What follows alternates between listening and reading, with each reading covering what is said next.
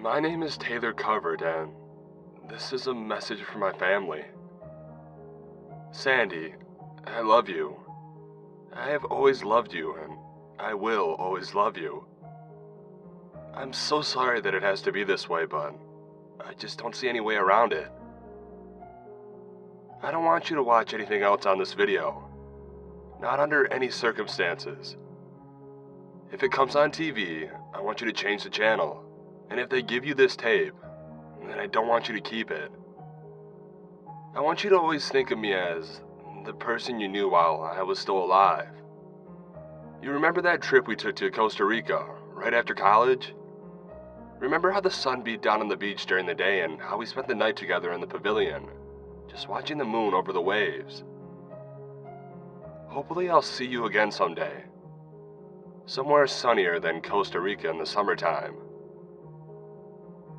Jordan, you're my little girl, and I want you to be strong for Dad, okay? Mom is going to need you to be there for a while. I won't be able to be there for you like I wish I could be, but you have your mom and you have your grandparents to help you out, so I'm not too worried about you. Just keep on keeping on. I know you don't know about Costa Rica yet, but maybe you can go there when you get older. It's a beautiful place, and there's nothing in this world quite like seeing a toucan steal your sandwich on a warm day. Just study hard in school and stay away from the sleazy guys and fast cars. And make your dad proud. Maybe I'll get to give this to you guys in person and we can all have a good laugh. But more likely, I'm not going to make it down this mountain. I miss you both so much right now. Just know that you are always in my heart. McCoy Peak on Black Mountain is the highest point in the Blue Ridge of western North Carolina. Standing out against the sky at sunset like some ancient, steeping giant, it's easy enough to see how Black Mountain got its name.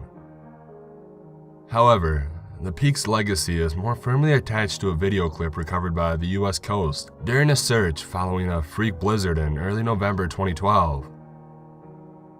Taylor Covert, along with the husband and wife pair of Jonathan and Carrie Bleak, were caught out in the storm. Why they were on the mountain at all so late in the year, much less near the notoriously dangerous McCoy Peak, is unknown. Although hints earlier in the video suggest that the three may have been looking for some sort of archaeological site on the hill's northern flank. Given that both members of the Bleak family were instructors of Native American history at the nearby University of Western North Carolina, and given that Taylor was aspiring to the same office, this seems a rational enough assumption. Regardless, it hardly seems important what the three ill-fated explorers were searching for. No site of historical importance has ever been located on Black Mountain. Although the unusual topography and enormous scale of the hill, more of a ridge line than a normal mountain, stretching nearly 9.5 miles east to west, makes it difficult to say for certain what they may have been looking for. Substantially more important are the details of what happened after the group wandered off a beaten path. Black Mountain, like most hills in the state, is crisscrossed with hiking trails. One of these, the McCoy Summit Trail, is closed from mid-October through mid-April due to the dangers of winter at altitudes of over 7,000 feet. This, however, did not stop Taylor and his group from climbing through the line of warning signs and beginning their ascent from the parking lot of the closed visitors center. The three continued on the trail, up through relatively flat areas and then on into wilderness. At higher points in the trail, the beaten path became weakly trotted and narrow, ascending and then briefly descending, then picking up again until at last the path came to a near stop. A brief hike up a boulder field, slick with an icy trickle of water coming down from the well known as Boone Spring, would have taken the group up to the mountain's wind-blown ridge. However, apparently in search of whatever they had come to Black Mountain for in the first place, the group chose to skirt the strewn field and walk along the lower flank of the mountain's ridge. It quickly became apparent from watching the tape that all members of the group were freezing. Unbeknownst to them, a squall line was moving south, driven down out of New England by the sudden influx of a mass of cold air from Canada. The first hint of snow comes less than 20 minutes before the viewer realizes that they're in some serious trouble. Although Carrie, the first to notice flurries dropping from the gray sky above, looks at the camera and jokingly suggests that the mountain will become a winter wonderland. But the danger seems to have been more apparent to the cameraman. One of the most infamous frames of the video, sometimes hailed as the voice of Cassandra speaking truth about wilderness survival, is the one in which Taylor, with his camera pointed at the dead pine needles below his feet, says, "I think we may want to turn back if it starts to snow." Whether it was already too late is irrelevant.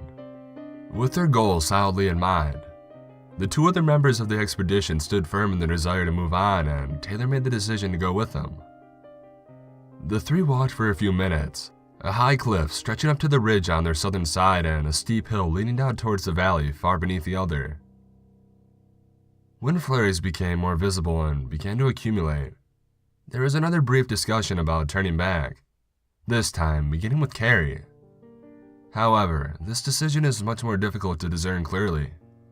At this point, the video experiences severe audio distortion, something commonly associated with what reviewers of the film have called the Hound, or perhaps more accurately, the Watcher. Regardless of the decision reached, the snow picks up by the end of the conversation to the point where turning back is already impossible. The cliff face could lead the group back nearly to the trail, that much is true, but after it terminates, there are still a few hundred more feet of tangled alpine forest, and the trail is not clear enough to hike up. The group apparently decided off-camera to wait out what they had hoped to be a brief snow. And the next video, taken probably 2 hours later, includes the group huddled up against a rock lower on the hill, which they had made the decision to use as a windbreak.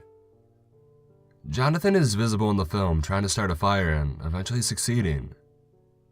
Despite being dressed for normal winter weather, no one in the group appears to be dressed for the kind of weather coming with the squall line, and it clearly cuts like a knife.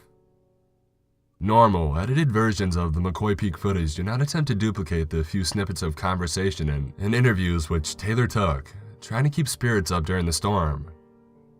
Usually only the most important parts are included, particularly Carrie and Jonathan explaining their jobs at Western Carolina and Taylor explaining his work as a wedding photographer after graduation with a master's degree in anthropology and no prospects of obtaining a PhD following the birth of his daughter.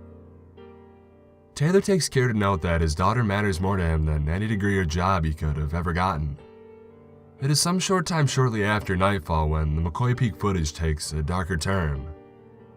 Our first view of the Watcher comes at this point, although it is very unclear whether or not Taylor understood what he was actually filming.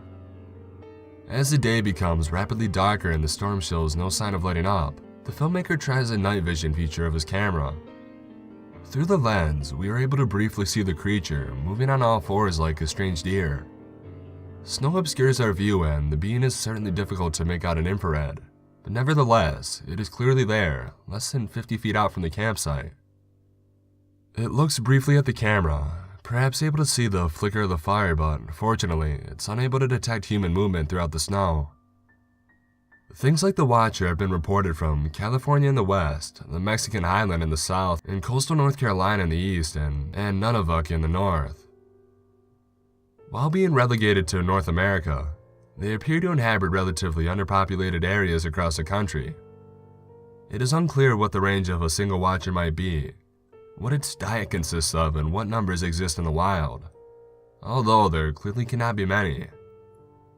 No Watcher has ever been captured on camera alive in the wild before the McCoy Peak footage, and reports were assumed to be legendary for many years. Most reports are undoubtedly fictitious, particularly given the wide levels of intelligence associated with Watchers in different stories, ranging from the animalistic fury associated with the Watcher and the possible hoax circulated on the internet as behind the line of trees, all the way to the city building associated with the Watchers described by New Age guru Francis Cobalt.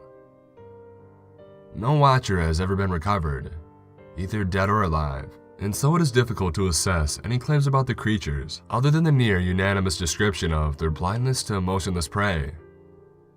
It is difficult, viewing the quick eye movements of the Watcher in this film, to believe that members of the species are entirely without intelligence.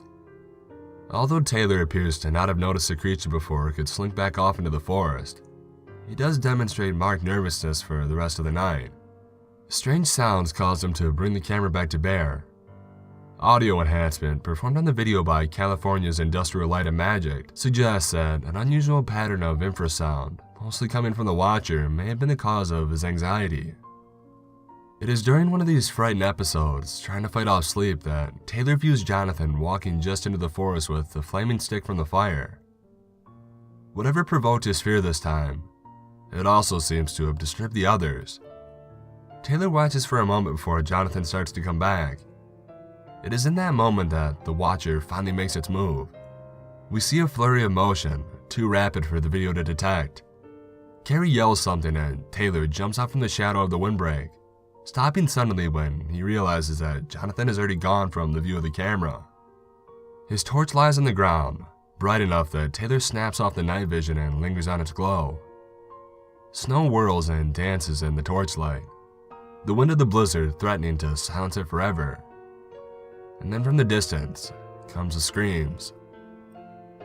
The first is clearly Jonathan's.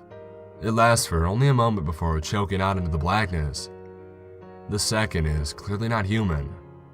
It forces Taylor to back towards the windbreak, to watch silently as the terrifying night goes on towards a horrifying day. By this point, all conversation is stopped. The fire begins to die and Taylor makes a brief foray back into the forest, looking carefully for firewood. Thanks to poor planning, however, the group has not gathered enough to last and all that Taylor can find is covered with snow. He brings some back, attempting to brush it off, but the wood is too wet to burn. Within the hour, the fire dies, leaving Carrie and Taylor alone in the cold. At some point, the footage cuts off with only one more snippet of recorded video just before dawn. Natural light illuminates the scene as Taylor gently tries to wake Carrie.